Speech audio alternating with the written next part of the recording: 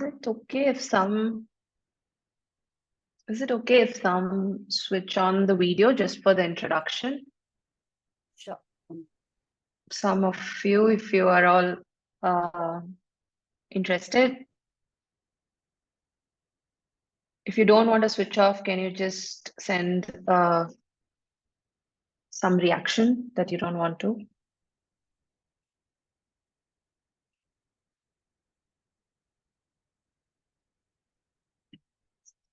Thank you, Gokul.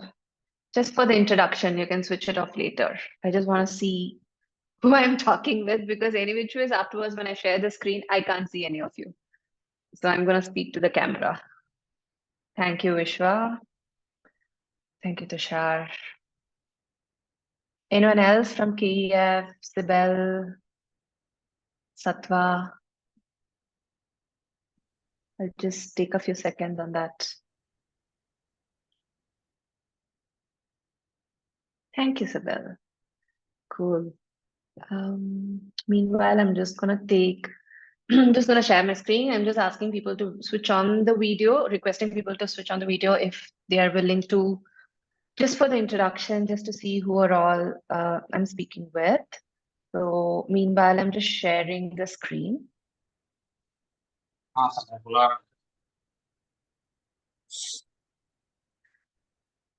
Okay. You are able to see the screen? Yes. Krishna, can you see the screen? Yes. Okay. Okay, thank you all. So I'll quickly do my introduction, and after that, please feel free to switch off your video. Bandwidth will get saved, carbon footprint will get saved, and we'll also be comfortable. Okay, so I'm Sri Lakshmi. I run Auom Impact and Consulting, where we use behavioral science, systems thinking, design future foresight to both create impact solutions and strengthen impact solutions. Auom is one of the brands of this parent company called Insomniverse, which has other mission-driven practices under the belt.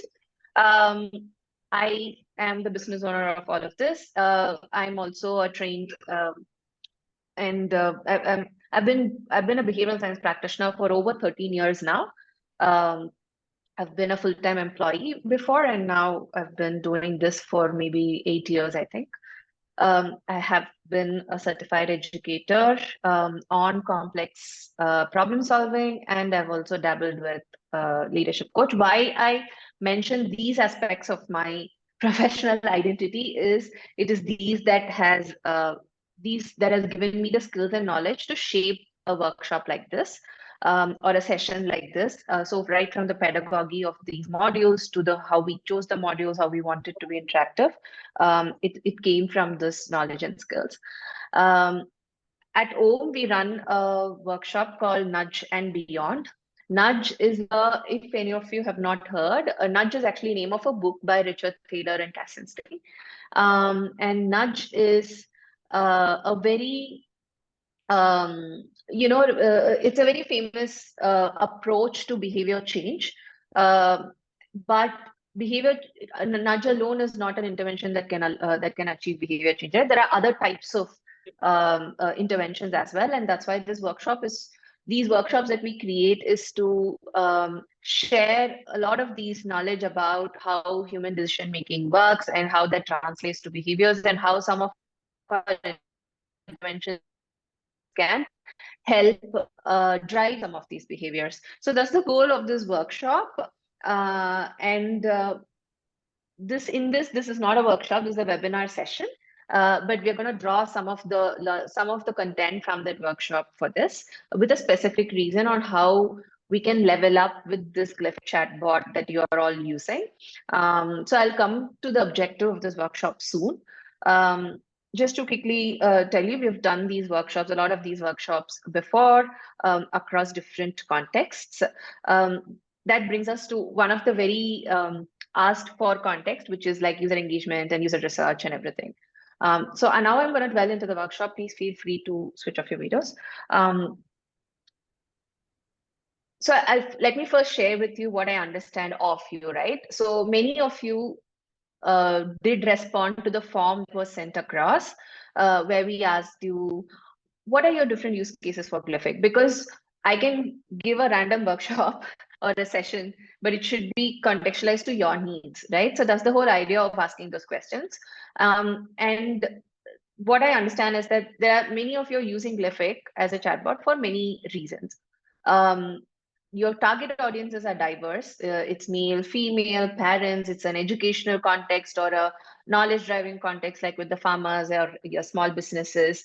Largely, like you're sharing. Largely, the usage types are either you're sharing information, so information is going from you to your user, and there may or may not be a call to action for the user. They may have to click something or they may have to scan something to move on to the next and stuff like that. Many of you also have these elements in your Glyfic chatbot um, where the users can start a flow for seeking an information or for giving some kind of an input. Like for example, with Reap Benefit, which Krishna was talking about. Reap Benefit is an NGO in Bangalore that uses the Glyfic chatbot to communicate with hundreds of youths, hundreds of adolescents across different cities in India.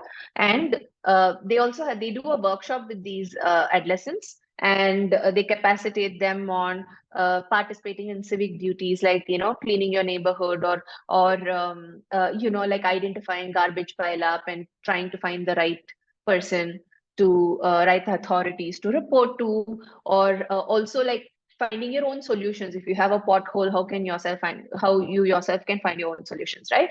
So it's a mix of education come interaction. Reap Benefit as in that, for example, the youth can start a flow where, hey, I found a garbage pile.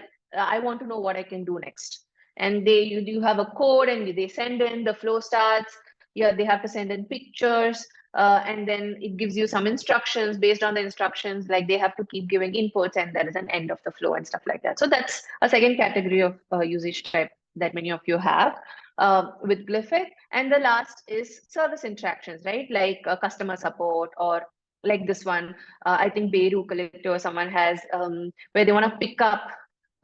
They provide they have created they use Glyfic to create a request to pick up the garbage and stuff like that. So in the process, there's a lot of interaction happening, and in all of these different use cases, and this is not common to just a chatbot. You go to any digital platform, the behavioral challenges that all of you end up talking about remains the same. First is low engagement. That my either my for whatever reason, right? We'll go back to the reasons later. So for whatever reason, there is low engagement with the chatbot. They're not engaging with the chatbot in those instances when you have designed the chatbot to be interacted with, or they are engaging and they drop off in between the engagement. Either they get distracted or something happens and they get dropped off, or this generation, right?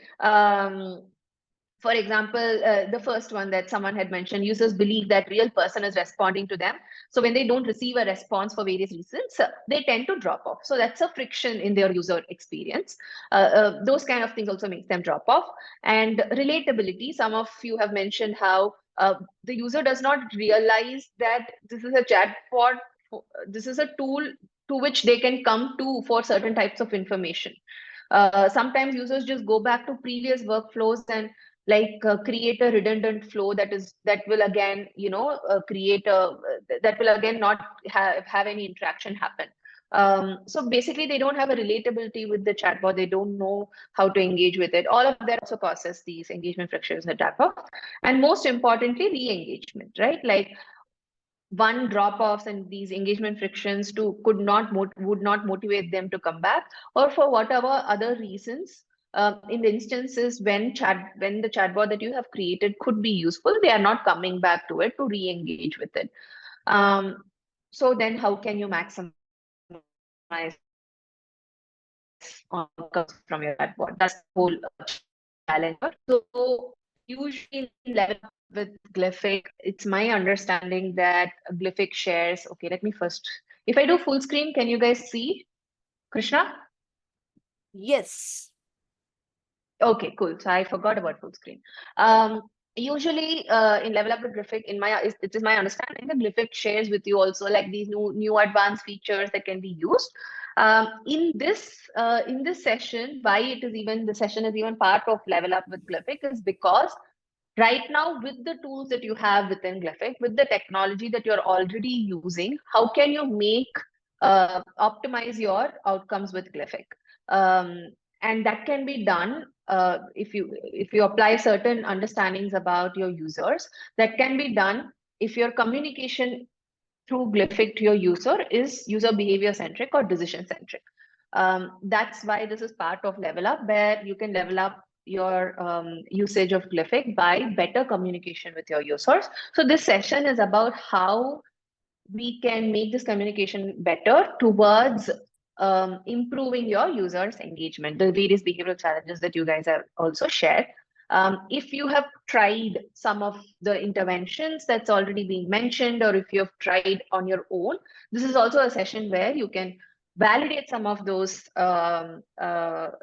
interventions. You can ask queries about that experience, and we can move forward from that. Usually, this kind of a session and a workshop is at least like 3 to 4 hours over 2 to 4 days. So which is constrained into 1.5 hours right now. So I've made the session very, very crisp, so that you have some takeaway. But if you need future conversations about whatever you're learning, you can always like get back to me on this. At the same time, I'm not just going to be presenting. I'm going to ask questions. Feel free to respond verbally or on the chat box. These presentation slides are um, really to just have some kind of a reference point, but largely listen to my conversation. And then please do respond, and let's interact. Okay, are we all on board? Can I see some thumbs up? Yes, you have raised your hand. Yeah, sorry, just one quick announcement. I don't know, there's some glitch, like a lot of participants' name is coming as Krishna Priya. So it's like, and I think people have trouble joining the webinar as well. Like I've resent the link in all the channels. But if you have joined already, can you please rename yourself with your name and your organization name? It'll be very helpful for us to refer back and like reach out to you in future. Yeah, otherwise Krishna Priya feels very overwhelmed at the spotlight that's coming Yeah, on it her. feels weird seeing my name, 4-5 names on the call. Yeah, I'm sorry. You can continue. Okay, I did see some thumbs up, so let me continue, right? So awesome. Okay.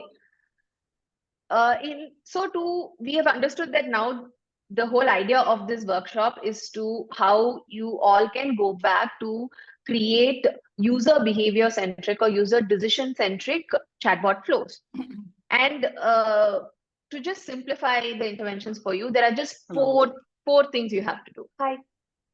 There are just four things you're talking to me? I saw somebody speaking again named as No, I Krishna. think they're talking within themselves. Yeah, sure. Okay. Okay. Please mute yourself. Okay, there are just four things that you have to do. Simply said, then easy to say than do. They are context, emotions, habits, and nudges. Just remember the four things that you have to really do to make your communication through Glyphic more user behavior centric is context, emotions, habits, and nudges. Right. So now let's break down what each of these four are in your usage types, in your use cases, right? Okay, so we saw multiple behavioral challenges that you said you all shared you were facing, and they could all be bucketed into four key things, which was user engagement, engagement ka friction or drop off and stuff like that, general relatability with the chatbot, and then user re-engagement. There were four different types of challenges.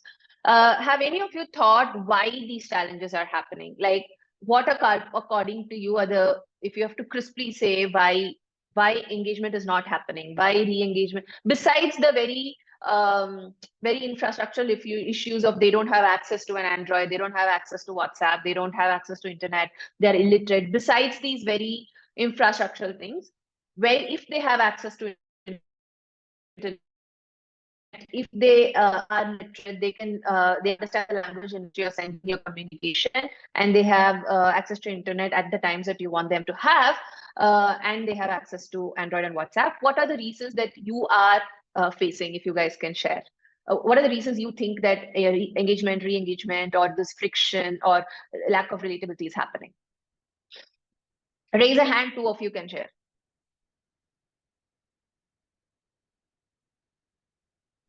Arushi, you unmuted yourself?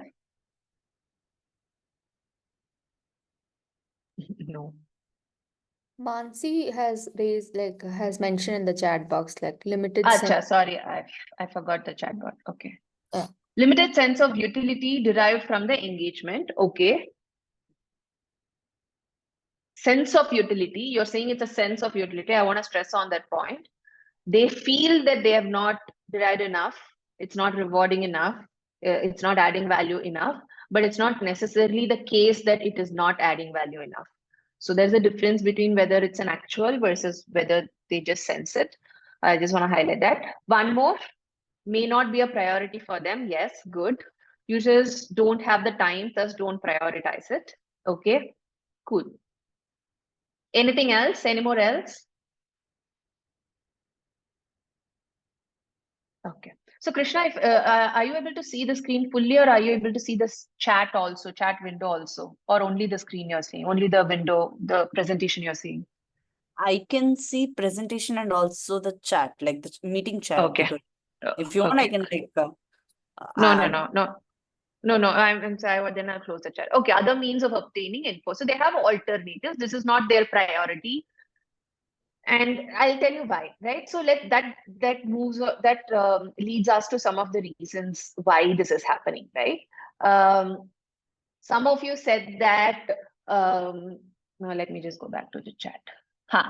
Users don't have the time; they don't prioritize it. Users don't have the time; they don't prioritize it, or they find limited utility. All of this can be put under three key reasons. One is your messages are not probably reaching them or set in a right context. For example, when the Chennai floods came, or later on many of the cities faced floods, a lot of dashboards, even including the reap benefits Glific Chatbot, started, and even Facebook, if you notice, started saying, okay, say I'm safe here, or share data on which streets are flooded. These are all highly in the context of the user, and it's highly adding value to different types of users as well, right? But not always in our everyday routine can we be fit in their context. So most of the time, when you say they don't have the time, it's also because when your message is reaching them, it is not within their context to grab their attention. I'll quickly break down what context means in the later slides. Okay. Third, you also talk about sorry. Some of you also mentioned users don't have the time, may not priority other means of obtaining info, right? Why are they going to an alternative when they have you, when they have it right in their hand? Because if you go to apps, they talk about how WhatsApp is the best, because they're always using the WhatsApp and it's right there. So then WhatsApp should be the solution, right? When you have a WhatsApp based chatbot, but still you're saying that they don't engage with it. That's largely because they are not emotionally invested with that chatbot, right? And I'll again break down what emotionally invested mean, but largely it means that they don't have some kind of emotional relationship with the chatbot. For example, if I have to buy, hey, I need something quickly to buy, then immediately you think of a Swiggy Instamart or a Zepto or a Blinkit, and I've built a relationship where if I want to buy something immediately, I will choose one of these three based on how my experience has been. So I'm emotionally invested in that buying experience. Like that, most of you are using education platforms.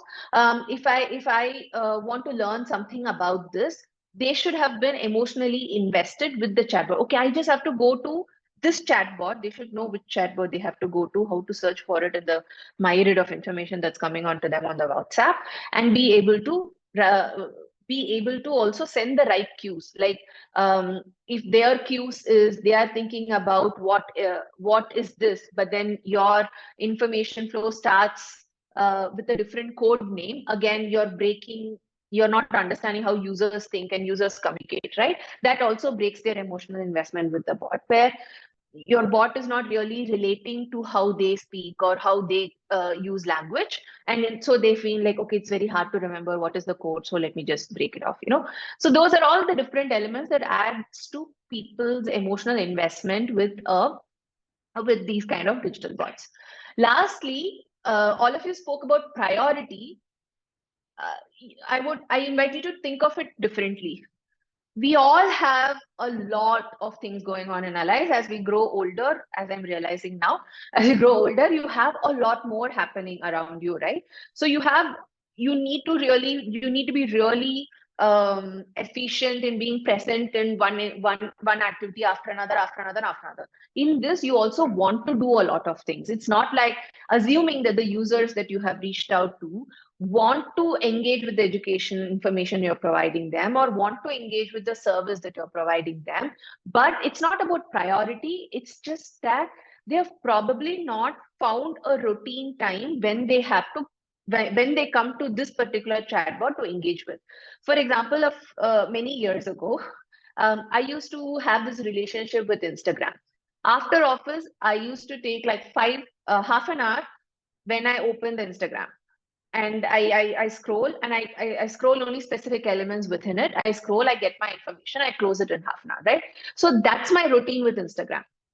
And then later on, whenever boredom happened, you search. In fact, a research found that whenever people felt bored, the first thing that they search on Google is Facebook or Instagram and stuff like that, right? So boredom became a cue for them to build that routine. But largely what is happening is whenever they need, and it's not about priority, it's just that in a day or in a week, they have not found a point in their time space where, okay, this is the time I'm spending this is the duration I'm spending time with this chatbot. That is not happening, and that's not been established. Largely, these are the three reasons why you're facing the four behavioral challenges that you are facing. Going forward, we will one, better understand these three problems, and we will look at some of the solutions that can be brought into your Glific chatbot. Again, this is you can't like immediately go and apply and everything. The hope is that you do have tangible takeaways at the end of the session, and if you want more understanding, you can always reach back to me.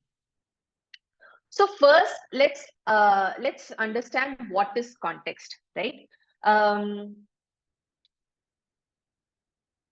For that, I would like you to just look at this video. This is a seed germinating. If some of you were to share, what makes a seed germinate? There are times when a seed wouldn't germinate. Like if you put it in a group of pots, or if you put 10 seeds in a pot, only 5 seeds germinate. Sometimes some seeds germinate, they become a small plant, and after that they die. There are many reasons why they die or why they don't germinate. According to you, why? What relating to the context? How is context related to how seeds germinate, or why a plant grows versus another plant doesn't grow? Anyone there to share?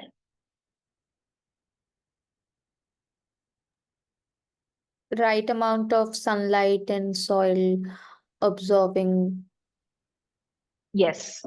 So right amount of sunlight, right amount of absorption capacity of the soil, the nutrients within the soil, how much water you pour within or from the external to the internal into the soil.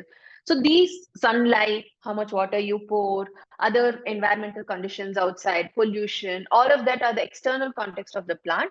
And especially with the seed, the internal context are the nutrients of the soil, the right condition, the moisture of the soil.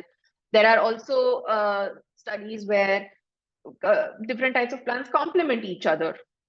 So if some plant is struggling, if there is a plant that's a complementing plant that's planted, they both grow together. So it's essentially, context is essentially creating the right environment, both internal and external. Okay. Now your Glyfic chatbot is part of your user's external environment. It's very difficult for us as people who are feeding information into the chatbot for interaction to create to really go into the user's internal context, which is their moods, their thoughts, their preferences, their personalities, all of that. So let's break down some of these external and internal contexts, right? Your entire WhatsApp message center. So I'm a user, I'm having a WhatsApp chat. I'm having my WhatsApp, of which one of your Glyfic chatbots is also part of it. First of all, the entire message center of my WhatsApp that gives me notification on from whom I have gotten message. These days you have like so many, I don't even know I had signed up, but all of these businesses are randomly sending. Government is sending messages on WhatsApp. Groups are sending messages on WhatsApp. Friends are sending so much so that many of my clients' messages go further down that I don't even see it after a day or two. So that your entire message, your user's entire message center, the first one is an external context. The time at which your bot you send your bot message, right? That's also part of their external context. I've mentioned to you about Reap Benefit. One of the things that they were doing is sending messages around the weekend time or something, or around the time they know that the children are going to get out of school, or the other adolescents are going to get out of college, or during summertime. So they time some of their messages at some of their bot messages at the right time when they know that it is most likely that the users will engage. Most likely the engagement will be a win. So that is an external context, because then your external context is meeting their internal context. They are bored or they are waiting for your message. For example, if you have a module that you create a regularity, right? Every Wednesday you send a module. Then you are then if they are very invested with your bot, it's more likely that they will be waiting for your message in Wednesday, finish engaging with your bot and move on. So that way your external context, which is the time at which your bot is being sent, and their internal context, which is they're anticipating your message, or they are also available to engage with your message, all of that align and engagement will happen. Okay. Sorry, I'm just trying to connect my charger. Okay. Then other distractions around also, which is something that we don't have control as people who are trying to design for behavior change. But it's just good to understand that some of the reasons why your bot engagement doesn't happen is beyond your control, such as their attention span, such as their distractions, the distractions that are around them, and things like that. Okay. And then what are some of the internal contexts? That's why the whole relationship with the bot is so important, which we will cover a little later. That what is the relationship that they have with the bot? I think some of the things when we think of a bot, give me some examples besides the Glific chatbot in your other use cases, whether when you engage with a bank, engage with any kind of service websites. What are some other instances when you have used a bot?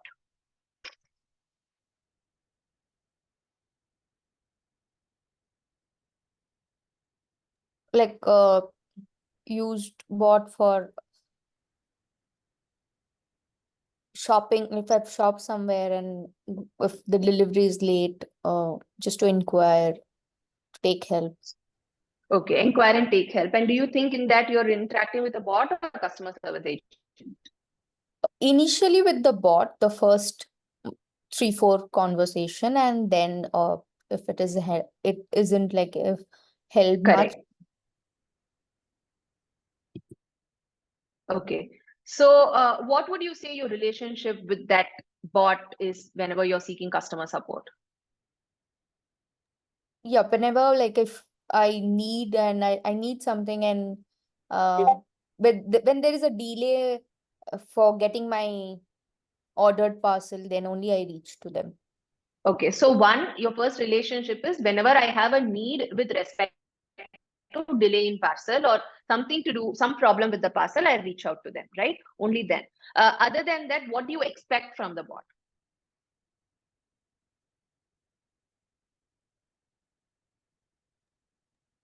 Like expectation will be giving me the correct concrete information rather giving me links to check your tracking status here, or give me the exact real-time updates about the product. So something that is a useful information rather than making useful and direct information, rather than being a middle person, making you go to another destination to find your solution, right? Now, there are two cases when it gives you a direct solution and information versus when it gives you a link. How does your relationship with the bot change between the two contexts? What would you feel towards the bot when it gives you direct solution versus what would you feel when it asks you to redirects you?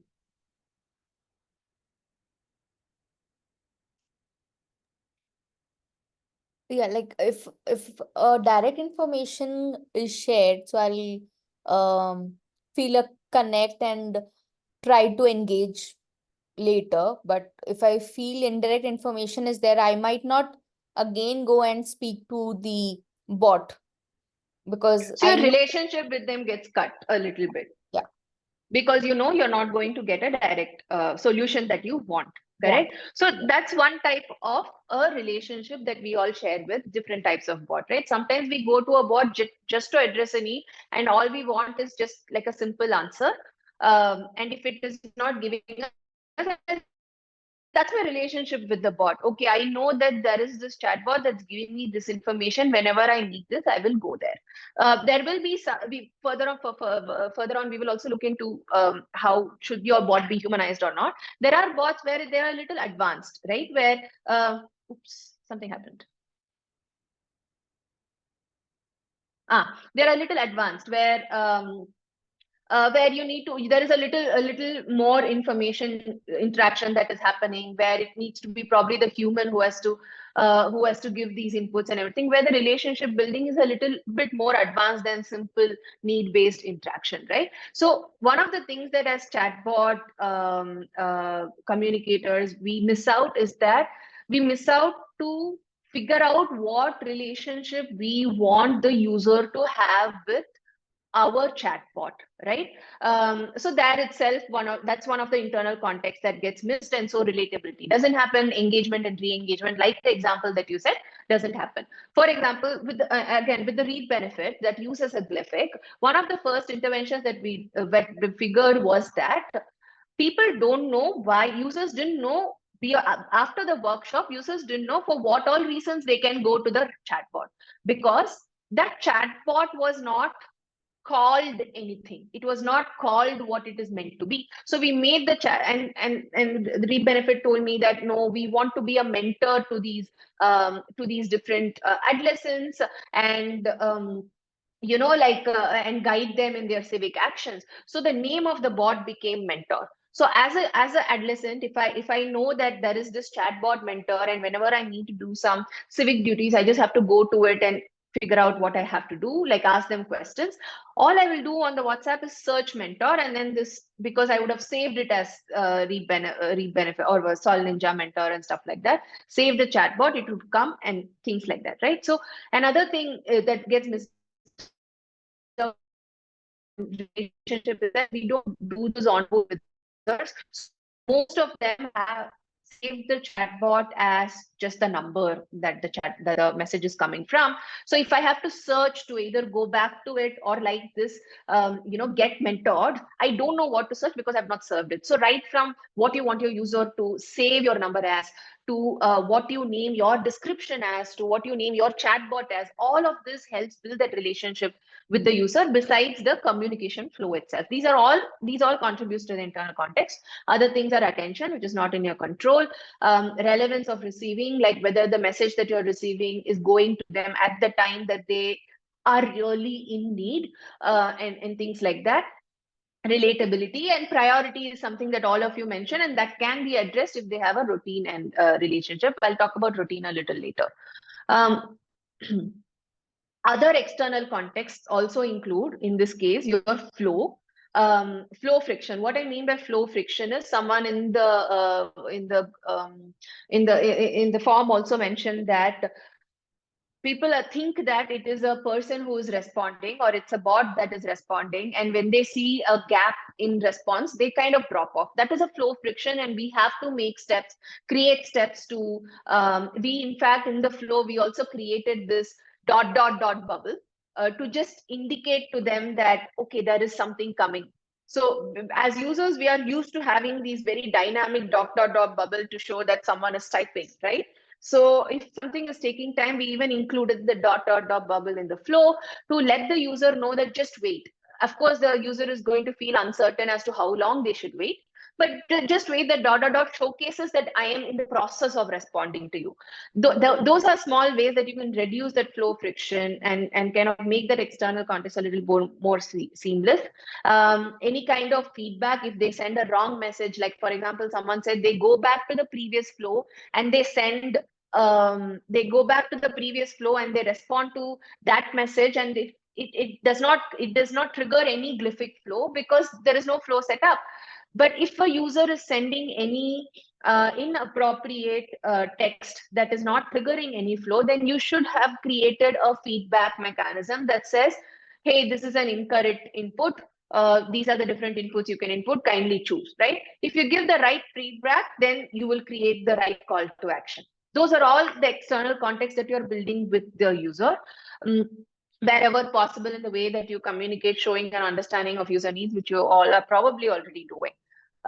Another aspect of the internal context post engagement that you can think of is how the small examples that I just gave you in terms of reducing flow friction or giving feedback or sending timely messages when they really need something. All of that, whether they accept it or not verbally, users will end up feeling very internally rewarding, right? They just feel that, okay, it's there, right there for me at the right time, or I got the right feedback. Their brain is lighting up saying, okay, like their reward loop is closed. So they continue to engage with it. And again, if they have, again, I'm stressing, if they have a personal attachment and relationship with your bot, okay, every time my children's exams are happening, I will use the bot every week so that I can figure out how I can support my children during the exam, right? That is a good relationship. Every time there is an exam, I'll go to this bot. Beyond that, everyday tests and all, I don't go. That's okay. That's okay. At least they have some kind of relationship with the bot, and that's very important.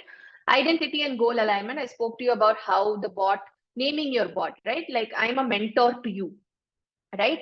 This is my bot identity. You can come to me whenever you have this goal. All of that will add to how the user feels about the bot, builds a relationship with the bot. All of that adds to their internal context as well, right? Which is their mood, or how they give attention, or what they feel about the bot. All of these are internal context. Being where we are and a chatbot apart, these are the different ways we can influence their internal context. The second, I told you about 4 levels of interventions that you can use. The first was context, and we just extensively discussed about the different types of context. The third is they are not emotionally invested. A little bit we discussed about how the type of relationship you are building your chatbot to have with the user in different ways can make them form a relationship and get emotionally invested. Just to also quickly also point to other things with emotions. Emotions is a big space. I've just quickly brought it down to like 3-4 elements. One is the user expecting this message? There is power in sending a certain type of message at exactly the certain time, right? Even if I don't engage with this message, there is a reason why I've not blocked your number or a chatbot, which means, and someday at some level, I will read the message, or I know, okay, this has come, which means this is happening, or I will passively read it, not engage with the call to action. All of this is happening with your user. But if you build a routine to say that, hey, this is the time I'm going to send you these type of all the video modules will come on a weekend, for example, right? All the these kind of engagement flows comes on a certain time. Building an expectation for some of your messages. Not all messages can you build expectations like that, but some of your messages will make it rewarding, emotionally rewarding for the user, because it's not against their expectation. Most of the time, if you think of any relationship with any human as well, right? We get frustrated because we didn't expect that thing to happen.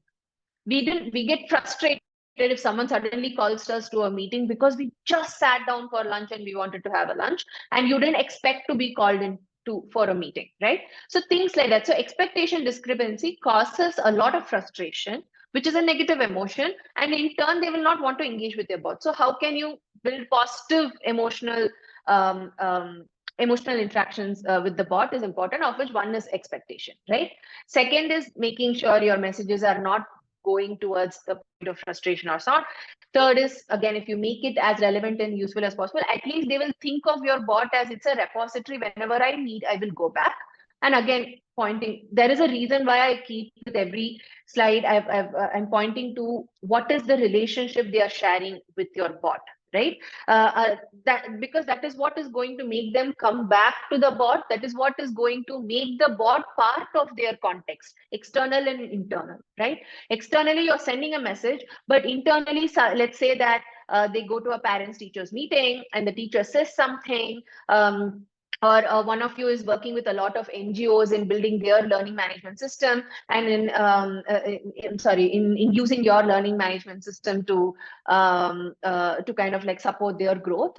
And let's say one of the NGO practitioners is at a meeting and they realize that, oh, I saw this module in that system, maybe I should go back to it because they're asking me this question at the meeting. They'll at least make a note of it. They will make a note of going back to your chatbot only if they have built a relationship with the chatbot, that, okay, this is a chatbot I can go to very easy, very least effort. I can quickly go to WhatsApp, put this, and I will get this information, and I'll be able to use that in my next meeting. So by being routine with your messages, aligning with their expectations, by creating an emotional connection and a relationship with your user, you're making your chatbot build into their internal context so that they keep coming back to it. That's the whole point of me consistently talking about maintaining. Again, many of these points I'm telling you requires, as an NGO, requires you to do extensive research about your users. Until now,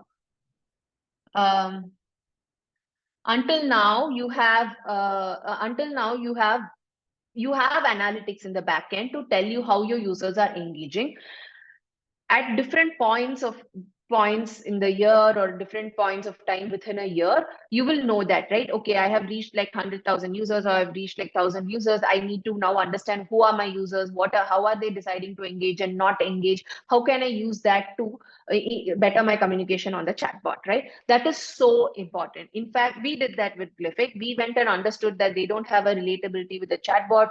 They don't even, whenever we call them and say, hey, we are calling from the Solve Ninja chatbot, they didn't understand where we are calling from. And that's how we understood that the users have no relatability with the chatbot. And once we started adding this, okay, like mentor, we are Solve Ninja mentor, and we started creating communications where it's a little personalized. We said, hi Sundar, this, blah, blah, blah. And then we again, after sending all of these kind of humanized messages to the user, we did, again, we spoke with a lot of users. And one of the users said this, that koi samne baith ke baat kar rahe hai, and it is as if someone is sitting beside me and talking. It felt like that while using this chatbot. It is good. We tested just for that message that we sent, right? So the more you know your user, the more you will understand what has been their external and internal context in relationship to your bot, and the more you'll be able to build these emotionally driving messages. So an important point I do want you to take away is, to do any of the interventions that we are talking about, you do have to invest in knowing a decent amount of users and different types of users across age groups, across locations, and across categories. We'll come to how those kind of data can be gathered in Glific backend as well. Okay, we are reaching 1 hour. The third one we discussed, I think, context emotions. The third one we discussed is about routines. To stop you from hearing my own voice, I don't know how you will listen this though. Okay, you will not be able to listen to this video, so let me just explain to you this. Okay, if someone is seeing this this thing of cue, routine, and reward, can someone explain to me what this loop is talking about? Just by seeing this, what are you getting out of this?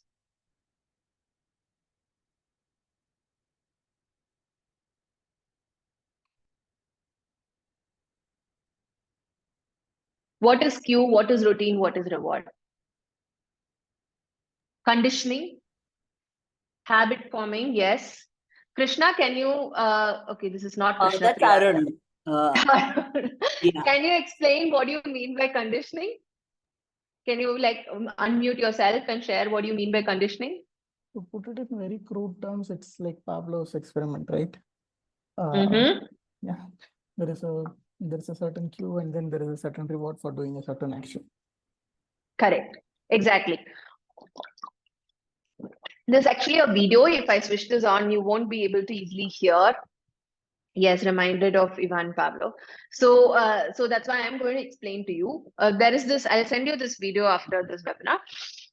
There is this author called Richard Duhigg. He wrote this book called The Power of Habit. Very, very different, very, very good use cases. And he came down to this one model of habit called cue, routine, reward. What we would add in between in his own writing in the book as well is craving. You create a cue. For example, whenever there is an exam, or whenever, let's say, there is an audit, one of you is working using Glific Chatbot to work with the NGOs through various learning content, right? So you know that NGOs, let's say, are going through an audit season, and you have a learning module on their audit season. So audit season is the queue is the queue for your user, at which time you will send a series of these things, and you explicitly communicate this is only during audit season you will get it. The routine that they build is every time there is an audit season, it's an yearly routine. Clearly they will come back to the chatbot to, okay, what is the new modules now? How can I like do this better? How can I do this better? They feel rewarding because it's very useful to them. And over a period of time, that habit becomes a craving. Um, uh, and then we say, okay, every time there is a queue, which is the audit season, you feel very satisfied when you first go through all these learning modules, which is the routine. You feel very rewarded because you have learned whatever is needed. Now you can give your best when it comes to whatever has to be submitted during the audit season, right? So that's what this is about. Thinking about, in fact, if possible, at the end of the session, we could do this exercise, or otherwise, generally in these workshop, an exercise that we would do is think about, maybe now one of you can give an example. It's exactly like Pavlov's experiment, where there is a queue, you build a routine, and the user has to feel rewarded. Only then it will sustain. Over a period of time, the routine becomes a habit, so non-conscious that it becomes a habit. And also they start craving. Like if there is craving for that cue, then that routine and reward will sustain for them. Okay.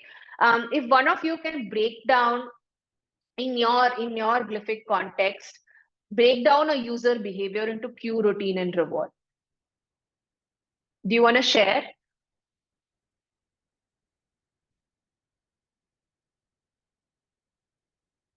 Pick a user behavior. Let's break it down into cue, routine, and reward, and how that is working for you from a chatbot.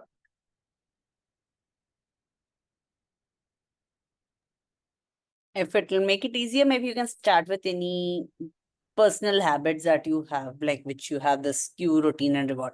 For example, like after I wake up, I just like now I broke that habit, but like right after I break up, the first thing I see is my phone. Like I started doing it like for a certain period of time, and now that became like a muscle memory for me. But yeah, something like where you have this habit. So many cases, reward is very, it's not very non-conscious, right? Like she said, the cue is waking up, and the routine is because you have your phone, because the environment is set up in a way where you can quickly pick up a phone because the phone is so nearby, and you just scroll through, you get updated with all the messages that has come to you. You don't verbalize that reward. It's not like an external reward where I give you a prize. It's more like internally, I feel good that I've got caught up, and then you go on with your life, right? So and then every day morning you feel, over a period of time it becomes a FOMO, because you have built into that habit of, oh my god, if I don't see my messages first thing in the morning, I'm missing out on all the messages that came. It builds a FOMO. Now you have to break that routine. You have to then change that cue, right? Like change that cue or the routine or everything. That's why people say, okay, keep your phone away. When you keep your phone away, you're making that routine more difficult. You're waking up, the cue remains. You're making the routine very difficult. So you are not taking the phone, and so you don't experience that reward. You completely change the habit, right? You build a different routine. You wake up, you go brush your teeth, you feel fresh, and your routine and reward has now changed, and over a period of time that becomes your habit. So that's how habits change, and that's the whole loop of habit loop as well. Like this, either in your own personal lives or from a user behavior perspective, can any of you break down a cue, routine, and reward? Break down the behavior into cue, routine, and reward. Pick a simple example, like going to office. There are so many Krishna Priyas. Guys, answer. I'm not going to move if none of you answer.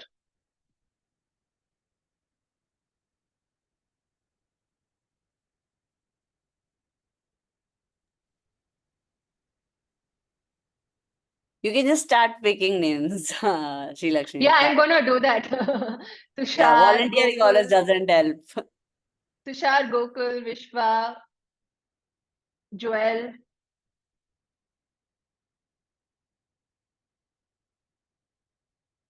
Have people slept? You have Arun answering. Is anyone answering? Sorry. Q. User receives nudge to share practices. User shares pictures, gets points. Gets points is an external reward. User receives a nudge, matlab they receive a communication to share some of their practices. So when does this user receive this cue? When do they receive this cue?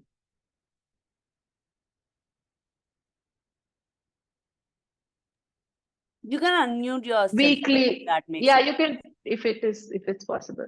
Okay, so every Friday evening you're sending them. So the queue is every Friday evening they do. They share picture, they get point. So are everyone sharing pictures? Are you facing a situation where people are not sharing pictures? What is his name? Arun. Arun. Are you facing situation where people are not adapting to this routine when you give the cue? That's okay. You can mention on the chat. Are you facing a situation where your users do not, 25 of the users respond? Okay, so you think that them getting points is rewarding enough for them to sustain with the routine, but there are other reasons why they are not sticking to the routine. Have you all identified what other reasons that could be? Arun, what is the reason? Good question. Need to talk to them. Yes, because whenever we think about a reward, one of the takeaways I want you all to go with in this thing is that one is the habit loop, but a routine becomes a habit over a period of time. At this moment, all we are creating is a routine. A cue creates a routine, and it should be rewarding. Whenever we think about rewarding, we always think about only external rewards, points, certificates, leaderboards, like employee of the month and things like that. But engagement, a behavior, any behavior sustains when the reward is internal. Such as the example that Krishna Priya spoke about, which is I took my phone and I'm updated, I feel updated. That has to come. How can your messaging and how can your cue and the routine that they end up doing is rewarding for them internally is a question that has to be asked, right? This is Charles Duhigg, by the way. You can see this video. I'll send the link. Okay. So those are the 4 different points. Now we'll get into the solution, right? Now we broke down context, we broke down emotion, the relationship with the bot, and we broke down how you can build routines. I mean, what in the routine really happens that makes users not engage with the bot and stuff like that, right? Now we'll look at solutions. Quickly look at the different solutions. In that solution, we'll further understand this whole queue routine reward bit. Okay. Now, the name of this the name of this session is also building a habit using a chatbot. Like I said, habit is a routine over a period of time. Habit is very non-conscious. It's like I open the door, I take my keys and I lock. Open the door and taking the keys is the cue and the routine, and locking is the routine, and I'm satisfied that I've locked and I go. Oh, there are many times when we reflect back to say, hey, did I close the door? Did I lock the door? That's habit, where it's extremely non-conscious that you open, you take the keys, you lock the door. That routine of locking the door becomes very non-conscious, and that's when it's a habit. Until then, you're still building and strengthening their routine with your bot, right? With that behavior, rather. That's important to understand. In the kind of example that we said with what Krishna Priya said also, the phone is nearby, the queue is waking up, and she picks up the phone, and then she gets updated on the different things, the messages that has come, and she feels rewarded. There, she has created a context, an external context, where it is easier for her to get into that routine of picking up the phone. And that's why she's able to experience that reward. Over a period of time, she learns that's very bad for her mental health and she wants to change that behavior. Then you break that context, remove that external context, find a way to mess up that external context where you make picking up the phone more effortful, right? Such as keeping the phone in a different room and not taking it up. We do this with alarm clocks, right? We don't want to snooze the alarm, so we keep the alarm further away where we actually have to walk to snooze the alarm, and by which time we wake up, which is what we want, which is aligned with our goal. Aligning with our goal is also rewarding. So the first step, why I'm explaining to you all of this, is the first step in any solution is, any of the habit forming solutions is or any solution for behavior change, your context, the environment should be conducive, like that plant wala thing. If a seed does not germinate, is because that particular seed does not have the right environment internally and externally for it to germinate. A plant over a period of time stops growing because it's not receiving enough sunlight, or it's receiving more water than it's required, or the nutrients are not sufficient. So if the context, internal and external context, is not correct, the behavior will happen and then it will break off, or it will not happen at all. So the first step in a solution is influencing the context. Second is empathize with your users, for which you have to do a lot of user study. Third is nudge to establish routines, like we discussed on the habit forming thing, and nudge to drive engagement. What it is, we will discuss a little further, right? Again, there are 4 levels of, we discussed that there will be 4 levels of interventions you will do, which is context, emotions, habits, routines, and nudges. This also like aligns with that: context, emotions, routines, and nudges, right? Now, one of you explained to me that, okay, I go to this this kind of e-commerce bot where whenever I have a need, my delivery is delayed, I go to it, right? It's a very simple thing. You have this in banks also, where you pick a topic and you say, okay, in this, I want to know how to open an FD. You click on that, it gives you information. Very simple, no? The entire conversation is well studied. So they have created a conversation flow where there is no human intervention needed. All the questions are answered, right? Now, that is a business. Think of bots from the spectrum of conversation bot to a business bot. Okay, that is a business bot where there are only for specific reasons you can use that bot. For no other reason can you use that bot. Okay. And when for other reasons when the other reasons come, that's why people like Swiggy have, okay, wait, I will connect you to a human agent, and you end up talking with a human agent, right? That's when the chatbot turns to a human interaction. Glific and the different flexibilities that Glific provides, and the ways that the chatbots can be used, it's not purely conversational. For purely conversational, it needs to go through its learning, AI, and all of that, where it's almost human-like. Like if any of you has watched this movie Her, it's very human-like when that person is talking with that bot, right? It is not that, but at the same time, depending on for what reasons you're using. Some of you are using the chatbot just for almost like a business bot, right? Like just for certain interactions, specific interactions, where you can create, if you study the user and if you know what are the different touch points for them to engage with the bot, you can create a fantastic, very crisp flow where they won't feel the need to interact with they don't feel the need to have a conversation where they have doubts and it needs clarified and everything. But many other situations, it's a little bit more conversational, where it's a little contextual, right? Like, I want to show you, let's say that the input is like he said, queue, and they have to send pictures. When you have a chatbot designed for 5 pictures, but they have 6 or 7 pictures that they really want to share, but the flow is not allowing them to share 6 or 7 pictures. So like the flow should be able to adapt to the user's need a little bit. Now, these are situations where these are the different kind of situations that Glific can adapt to. And I would like you to think of your Glific chatbot as this, where it's not fully conversational, it's neither fully business, but it's somewhere in the middle, right? Why this is important? Because this is the reason why you need to humanize your bot, which is things such as build a relationship with the bot, name the bot, have a description. Like there was something called during COVID, McKinsey bot. McKinsey is a well-known company. It's a McKinsey bot. It calls itself an intro bot. And at that point, AI friend who can connect you with relevant people, content, and opportunities, right? It's the relationship it's asking me to share with it is, I'm your AI friend, and I can connect you with different people, opportunities, whatever. This became very famous.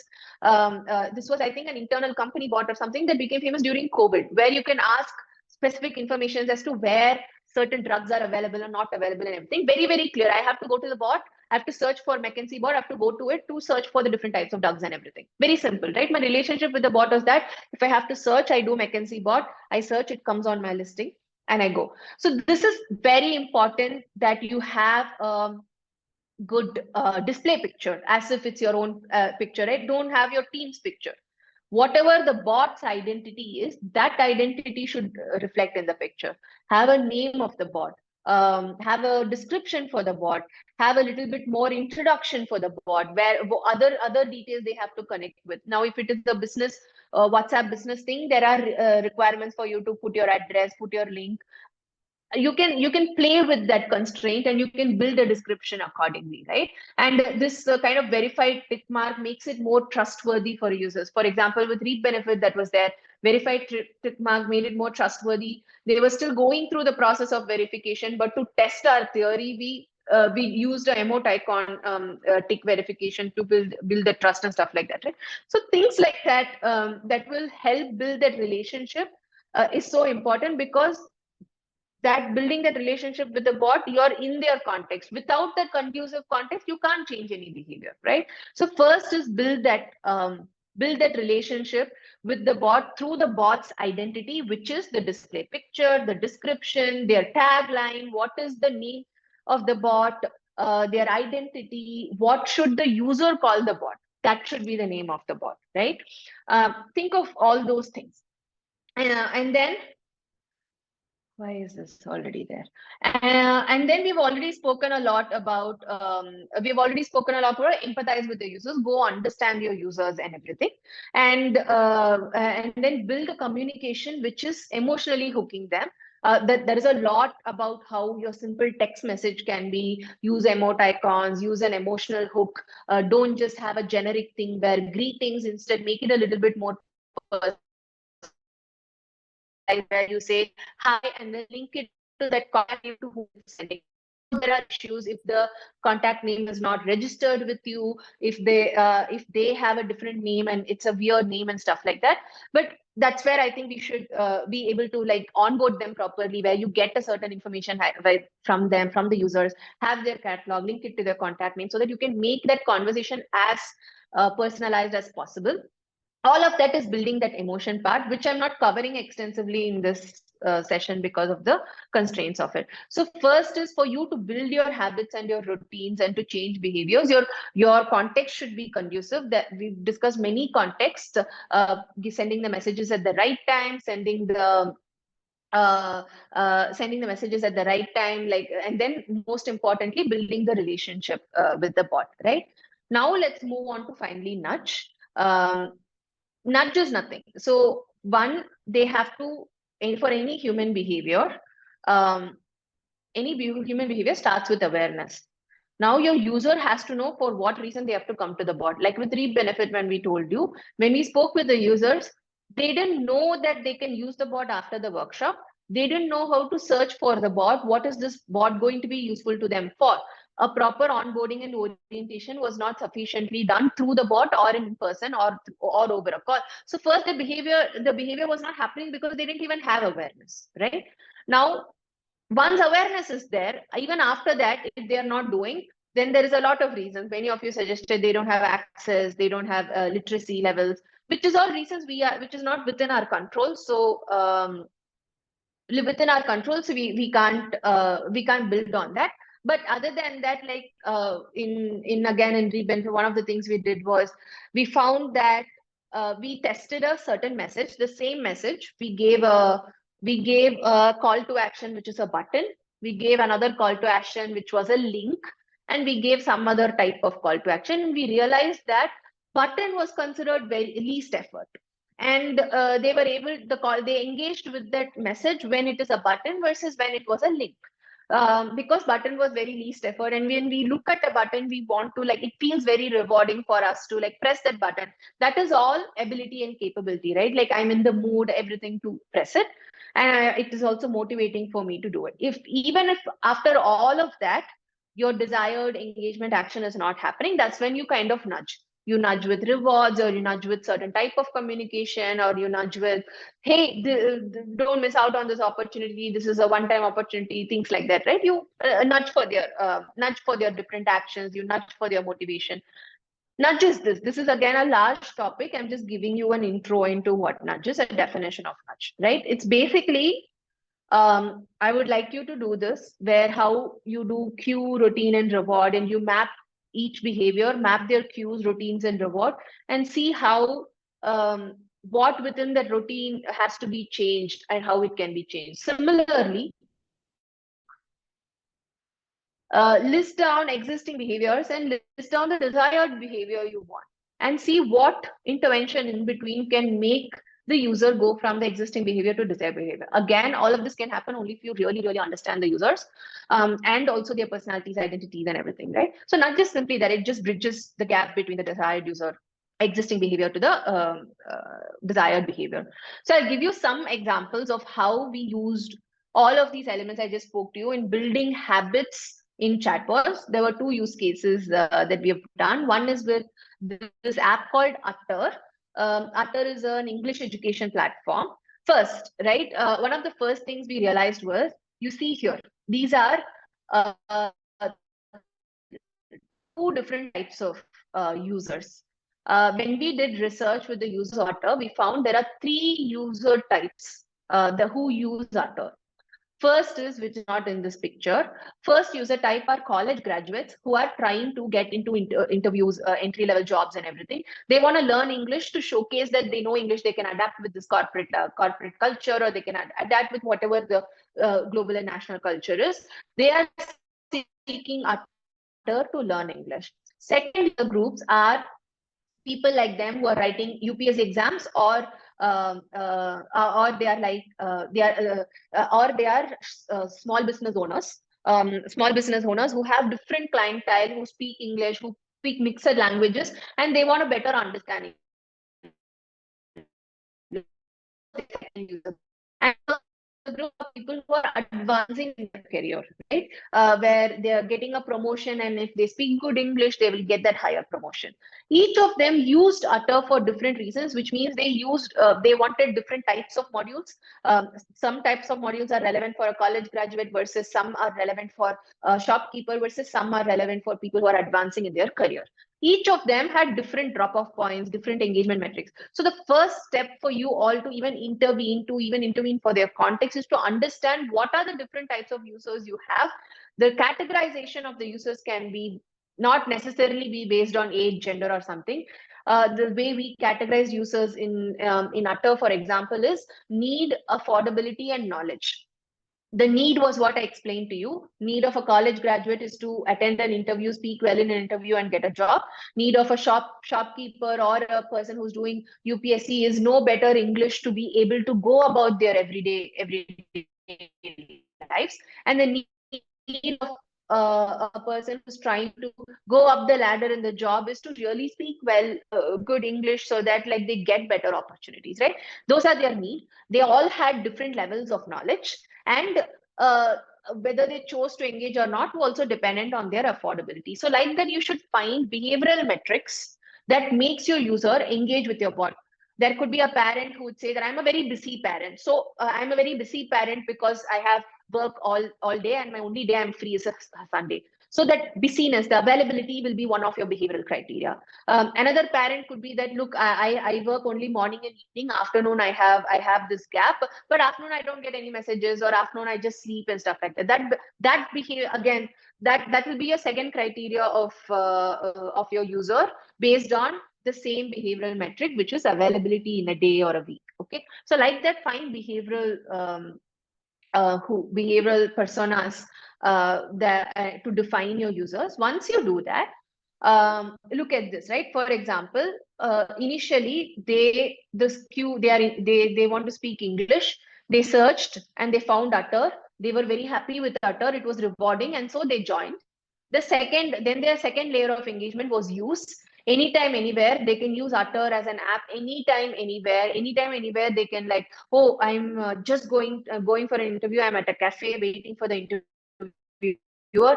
Oh, just forgot this one sentence, how to say this. I can just sit and I can quickly read, open Utter, I can read that scenario, and I can like quickly learn about it, right? So that became very rewarding for them. That routine of using anytime, anywhere became rewarding for them. So they started craving to use Utter just for this availability of Utter anytime, anywhere. So that continued their engagement with Utter.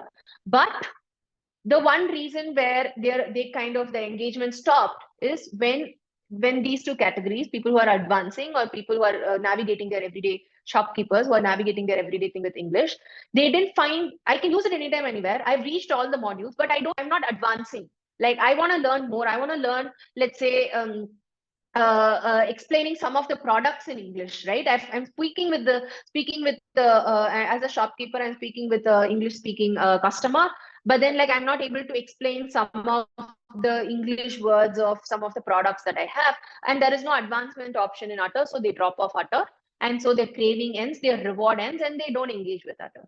So building your queue, routine, and reward in this matter, we identified that the lack of advancement is what is removing their craving. There is no reward. It's not that advancement is not happening throughout the year, it's happening only once a year. All of this is what is leading. And so we built modules that can have regular advancements, a little bit more like, oh, only for this much time you can advance yourself, things like that got built in. This is one way to look at your habit loop. Another thing was, again, in this chatbot, they had their use routine. They can use it anytime, anywhere. But some of them, like these college students, found it overwhelming to learn. Like, some of you use the chatbot for the parents to engage with the children, or use the chatbot for NGOs. Have you wondered whether self-learning is overwhelming for them amidst the many work that they are doing? This is what these college-going kids felt, right? They felt that learning by self, all by myself, is very, very overwhelming. I have doubts. I want to interact with someone, which I'm unable to do through the chatbot. There are no quick fixes. It's not giving me quick feedback. I told you about feedback earlier, right? When I'm typing an answer and I have a spelling mistake in something, I don't get quick answers, quick feedback. All of them not go back to Utter, right? So in fact, at this point, Utter understood this, and they were looking at how can I transition from a bot to a live teacher and stuff like that. So this is how they address this routine and continue to have that routine and craving. Similarly, I've spoken to you about something. Oh, I hate these guys. Okay. Up. Okay. Similarly, with reap benefit, this is what we did. We found that the users did not have a craving because they didn't have a good relationship with the bot. The queue itself was very short for them. For example, for every flow, the messages to them was not personalized, right? It just said greetings randomly as if sending to a third party, right? It is not saying hi Sundar or hi Meena. It's not saying that. So it's almost like the message is not coming to me. The message is for someone. So they didn't engage with it. The queue itself was a problem for them. That had to be corrected in Glific, where we personalized that message. Then there were some routines happening, and but then it was not rewarding simply because it was not aligned with your goal. The whatever reward, whatever they have to do, or the feedback that they get was not aligned with their goal. They are expecting this long flow. They are expecting to engage with the bot at the night, but then at that night time they didn't have enough resources. All of that was an issue. But that was not building them a reward, and in turn they didn't have craving. So we did a lot of things. We changed the really benefit. What we changed is we changed their the bot name to say Sol Ninja Mentor. We changed the description. We did onboarding. We tried a lot of things, and we were able to each message we tested, and some of the messages were successful. We improved user engagement from 15 to 20% to 34 to 37%. In some nudges, the subscribers went doubled from 52 to 110 because of the type of the message that was more personal, aligned with their identity, that helped them to emotionally invest with the bot, invest with that message and stuff like that, right? So I mean, that's kind of the end. I had the last 10 minutes. So again, just to recap, look, this is the first time in human history we have a lot of knowledge about why we decide the way we decide, why we behave the way we behave and stuff like that. So this whole idea of the whole idea here is for you to use that knowledge, right? One is, of course, you bring on board people like us who know how behaviors happen and who are able to build that into your different communications. Otherwise, there is a lot of information online. There are books that you can use to understand how I can communicate. But beyond all of that, for any behavior to happen, even for those interventions that you Google and you research, for any of them to happen, it should have a conducive environment. A conducive environment, you can achieve the conducive environment, but by building the right internal and external context, building an emotional investment, and focusing on the relationship of that user with the chatbot, identifying the different behavioral personas of your users and creating routines for those different behavioral personas so that it becomes a habit, so that they come and re-engage with your bot. And subtle nudges, and that nudges you can, I think many of you are already following, and you can again find a lot of resources on what type of nudges, but you have to keep testing. I know it's not there is not enough money and resources in the NGO space to continue to test these messages, do user research, but that's at least the attitude that we need to have, attitude of a private company, service company that uses bots, where we can find ways to continue to understand the different users you have, categorize them in the backend, and channel your flow communications to those different categories, and most importantly, create an identity for your bot that helps build this relationship with your users. That's how you can level up with Glific. That's the small gist. If you guys have questions, we have 10 minutes to do that.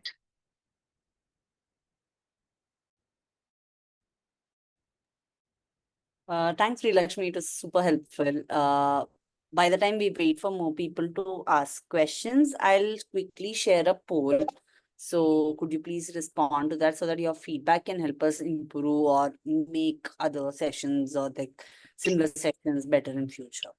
You can keep asking questions, unmute yourself and ask questions.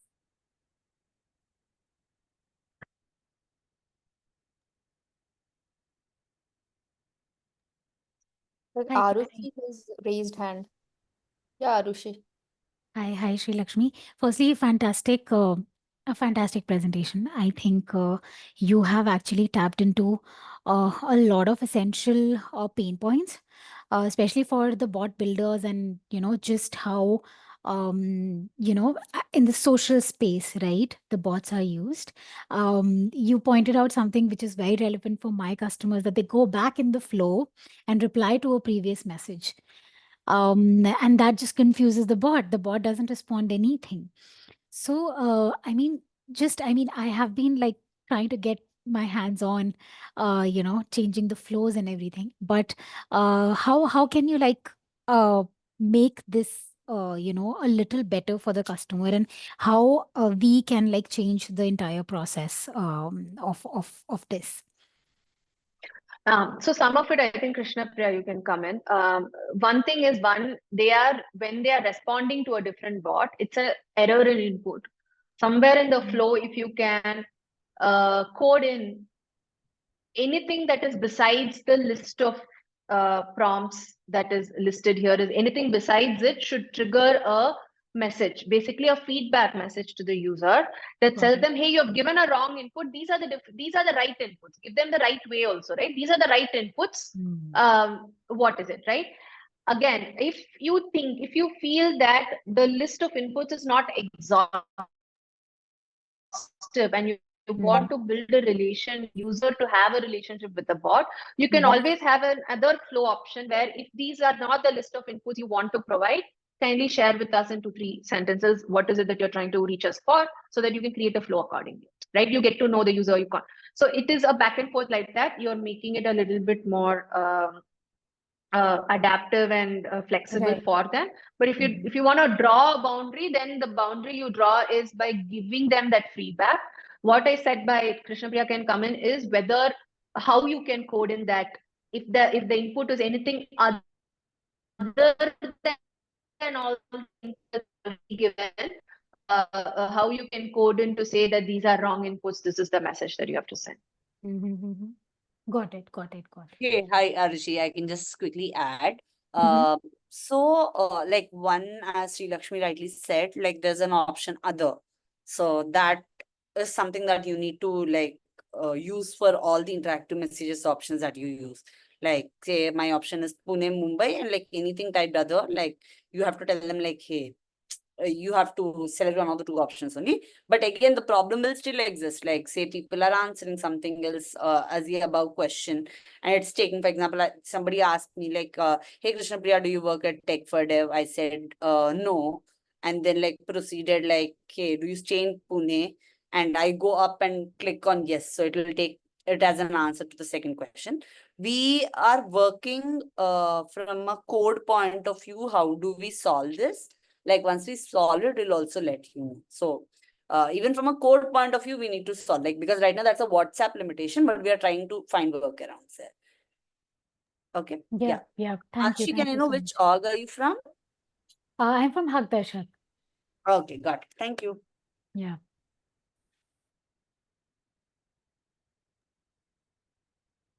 Splitting the flow randomly, we use randomly. There is a way to split the flow.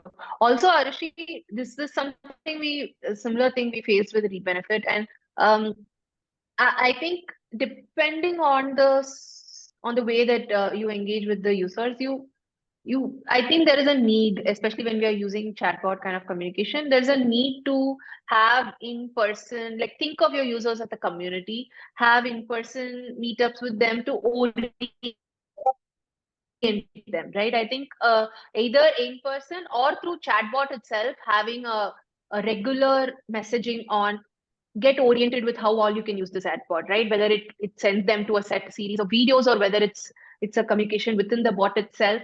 I think that orientation, both in person and through the chatbot itself, consistently comes out to be important simply because of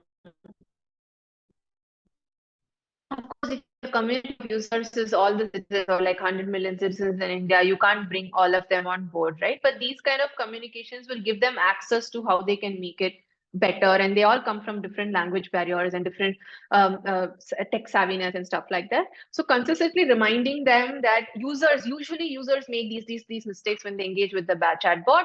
Learn here how you can avoid doing that, right? There you're making it a solution for them and you're not pointing about them. You're saying this is how many users make mistakes. And they will feel, oh, there are people like me, and they will end up like building a relationship there where, okay, you're supporting them in making this better for them. Yeah. Arun, like answering to your question or suggestion on the chatbot, yeah, definitely taken. Like we will try to improve our documentation. So we do have a lot of blogs which has use cases. Even on A/B testing, we have like a couple of blogs on our website. So on our website, if you go and check blogs, you'll find a lot. But yeah, that's a good idea to link it to the documentation. We'll work on it. We'll take the suggestion. Thanks, Arun.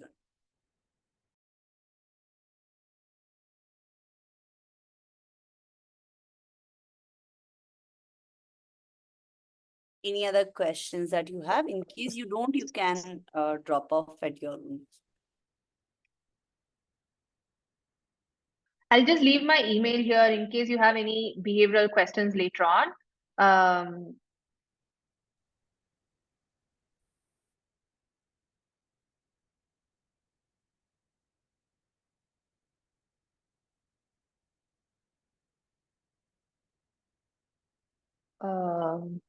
Srilakshmi, is it Reach okay out. to also share it with the larger group in case they're interested? Is to it reach okay?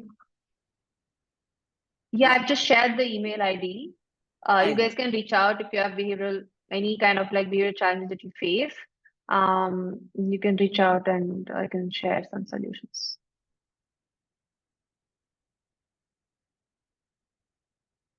Okay. Awesome. Is this going to be put up somewhere, Krishna?